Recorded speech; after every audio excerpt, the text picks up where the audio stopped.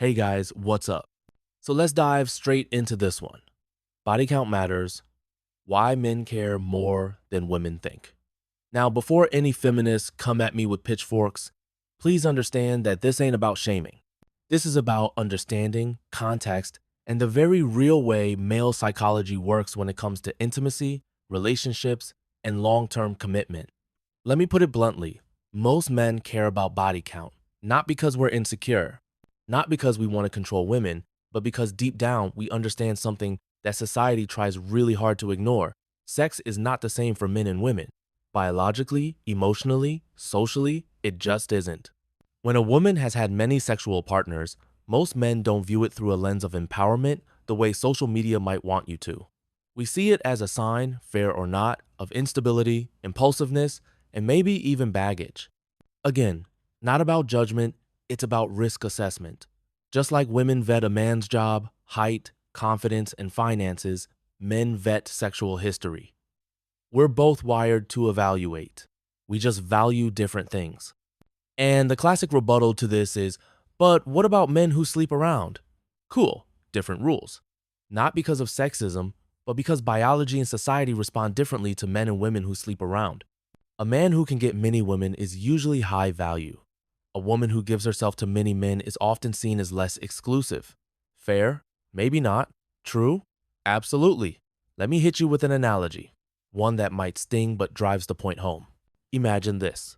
You've worked your tail off, long shifts, overtime, skipped parties, cut back on luxuries. You stacked your bread, invested smart, and finally have enough to buy your dream car, let's say a luxury Audi or Mercedes.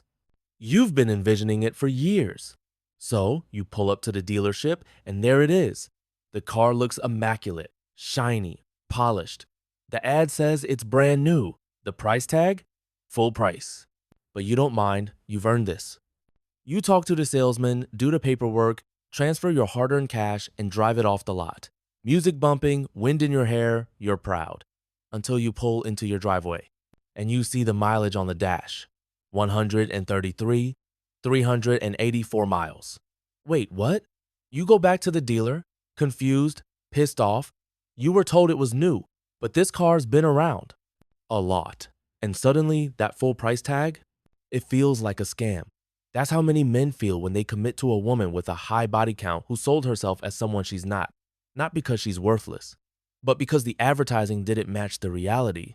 Now, let me be clear. People are not cars. Women are not objects. But the analogy isn't about worth. It's about value perception. You want to know why it matters to men? Because the more partners a woman has had, statistically, the more issues she brings into a relationship. Lower relationship satisfaction, higher chance of cheating, less ability to pair bond. And studies back this up. It's not just male opinion, it's data. Men aren't dumb. We see the culture, we see the Instagram baddies, we see the my body, my choice crowd, and yeah, it's your choice. But don't be surprised when men choose differently. Some women argue, well, what if she's changed? Cool, growth is real. But understand, men aren't judging her present alone. They're assessing the past to make predictions about the future. That's not cruelty, that's wisdom. Now, this ain't all doom and gloom. If you're a woman watching this thinking, so I'm just screwed if I've lived a little? Not necessarily, but understand the reality of the male lens. You want honesty? You got it. And for my guys, don't be afraid to have standards. Don't let the world shame you for wanting a woman with a clean slate. Protect your legacy, your mental health, and your peace. At the end of the day, a man's commitment is his greatest gift. We don't give that out lightly.